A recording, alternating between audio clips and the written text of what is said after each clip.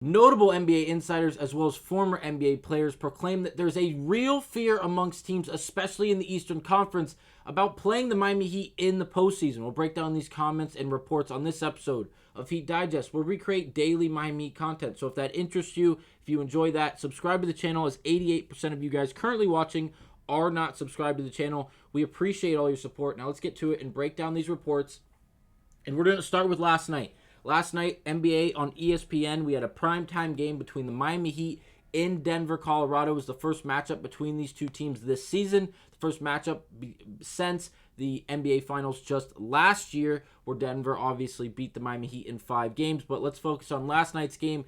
As in the pregame, we had NBA on ESPN with Brian Windhorst and Zach Lowe, two very notable NBA insiders, and Brian Windhorst had this to say, and I quote, "Here's the reaction of any good team in the East when they see Miami on the opposite side of the bracket.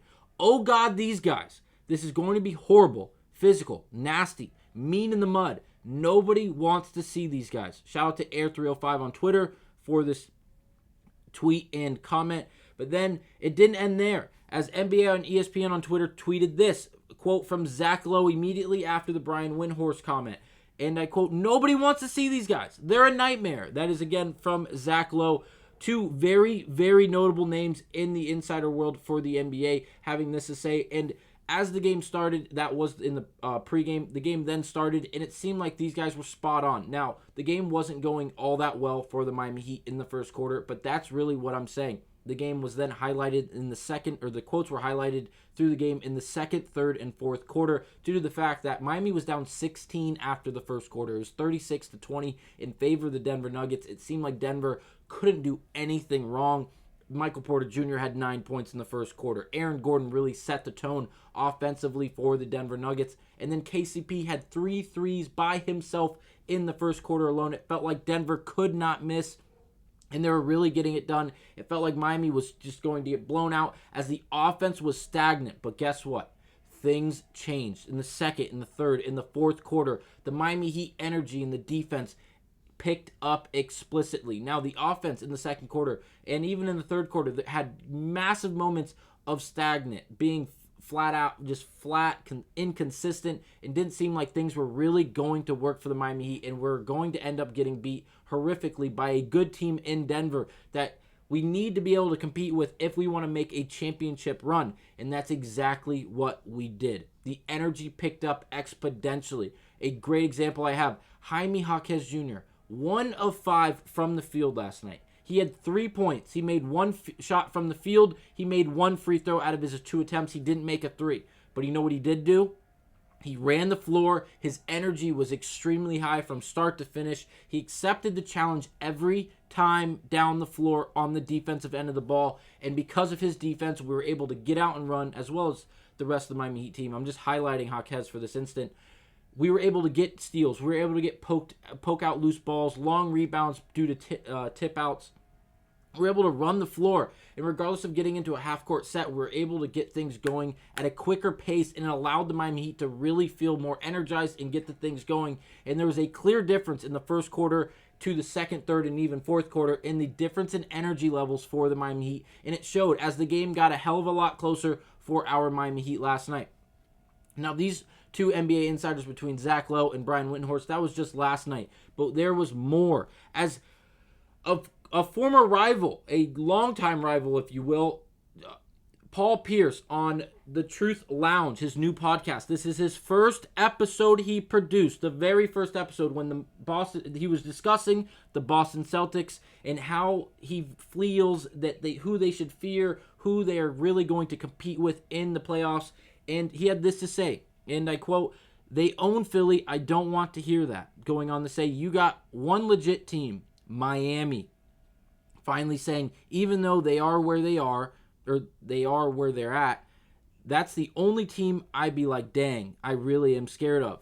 Now, Paul Pierce is a longtime Boston Celtic. Obviously, he still roots for the Boston Celtics up to this day, who are running away with the Eastern Conference race right now. 46-12 on the year. They're 8 games ahead of the second and third place spots. Everyone else is 12-plus games behind them. Seems like Boston is going to run away with this conference. But Paul Pierce says the Miami Heat are the only team in the Eastern Conference that really scares him for the Boston Celtics, due to the fact that obviously he's rooting for the Boston Celtics. He wants to see the Boston Celtics and Jason Tatum, Jaylen Brown really make a championship push and win an NBA championship, because they haven't done it since 2008.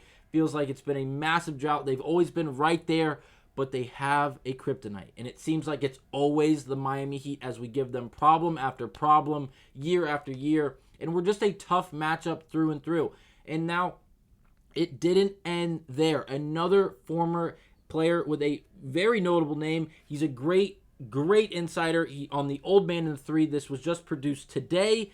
If you don't watch this podcast, it is phenomenal if you enjoy a great basketball mind talking about basketball. JJ Reddick is a phenomenal basketball mind. He had this to say on the Miami Heat. This is from Wheeler Jalen on Twitter, Emo Jimmy as the handle, saying JJ Reddick saying, and I quote, "When healthy, this team is a contender to win the NBA championship. They know how to win, make adjustments. Jimmy turns it on. Bam's playing great. Another elite two-way season. There's just no bullshit with their team."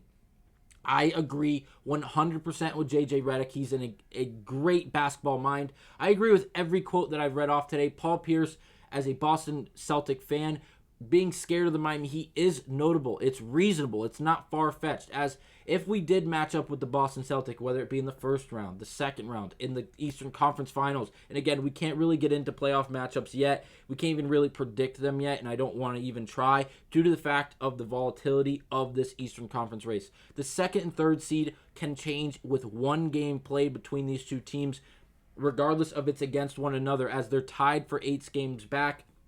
There's only really a half game difference, as it's a 38-20 record compared to a 39-21 record. And then the New York Knicks sitting 12 games back from the 1 seed, 35-25.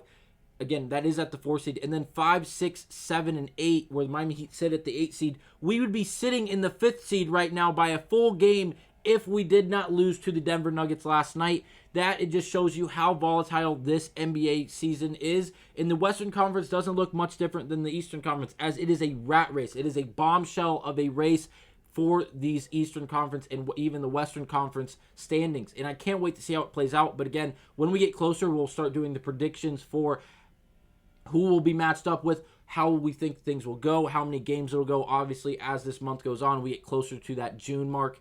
I cannot wait for that. But again, JJ Reddick, Paul Pierce, and then 2 legitimate guys in Zach Lowe and Brian Windhorst had great things to say in just the last 48 hours about this Miami Heat team.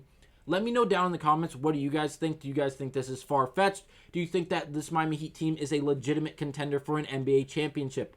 I certainly do, especially if we show up and produce the way I know we can. I know last night was our first loss, but we can't go off of that due to the fact that we've been playing great basketball as of late. We've won 9 out of our last 12 games we've played. Only 3 losses that we have had: the Los Angeles Clippers, the Boston Celtics, and the Denver Nuggets. If we're going to lose to 3 teams in the regular season in competitive matchups, it's not like we're getting blown out. Both the fourth quarters of all 3 of those games came down. They were extremely close. We lost by 6 last night to Denver. Came down the free throws, 97-103.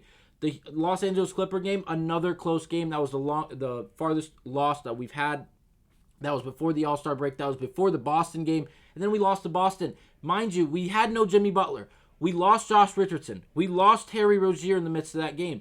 And we still only lost, I believe the final score was 106-110 in favor of Boston. Again, a very competitive game. And it comes down to the defense. It really does for the Miami Heat. So if the energy shows up, and the energy is high for the Miami Heat on both the offense and the defensive end, regardless of the offense even going flat, I still give the Miami Heat a great chance against anybody in the Eastern Conference, as well as the entire NBA in the entire league. So let me know down in the comments what you guys think about the quotes I just broke down from Paul Pierce, JJ Reddick, and even Brian Windhorst and Zach Lowe. Thanks for watching this episode of Heat Digest. I'll see you guys on the next one.